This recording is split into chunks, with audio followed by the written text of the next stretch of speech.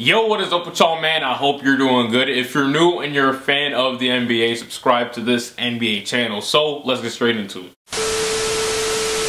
So the 2016-2017 Boston Celtics finished with a record of 53-29, led by 5'9" Isaiah Thomas, who had an historic season, knocking down clutch shot after clutch shot. He came through and gave his team multiple W's. Now, Isaiah Thomas isn't the only player that I want to focus on. The Celtics also had Jay Crowder and Avery Bradley, and last season with the Celtics, those two were some of the best 3-and-D wings in the NBA. Offensively, they were great. Avery Bradley averaged 15 points on great efficiency from the 3 and field, and Crowder averaged 14 points with amazing efficiency as well. Isaiah Thomas, Avery Bradley, and Jay Crowder were all having career years. Last season, to some people, Isaiah Thomas was a top 5 point guard in the league, and Jay Crowder and Avery Bradley were seen as one of the best role players in the NBA. But you know, looking at all three of those guys this season, do you guys realize something about all three of those guys? You notice anything about them this year? Hold on.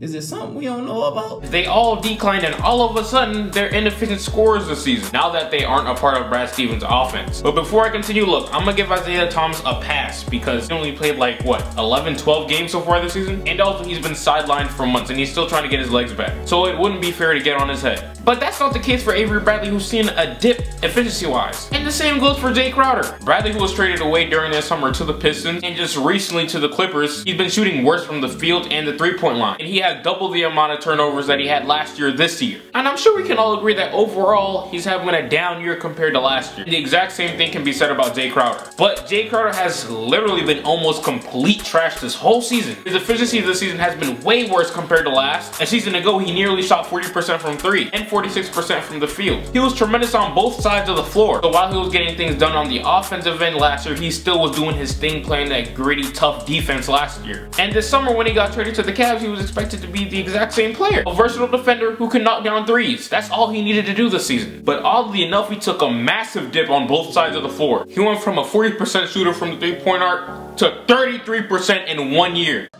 That's tough!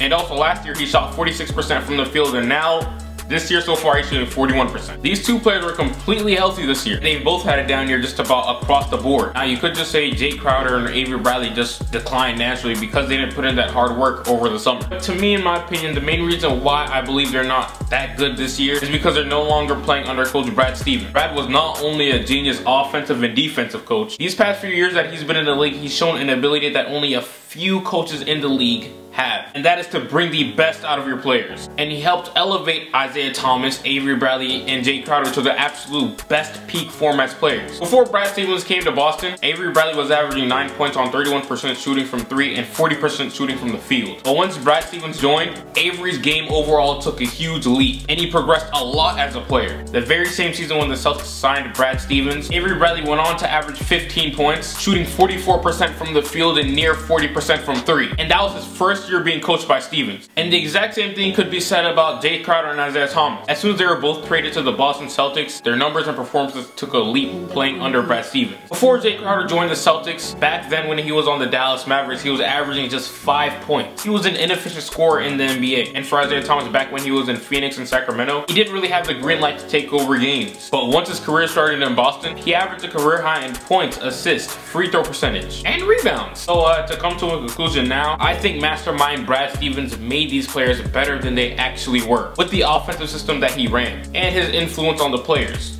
That's just how I think though. So yeah, this is the end of the video, man. Let me know what you guys think. Give this video a like. Appreciate you for watching, and I'll get right with you.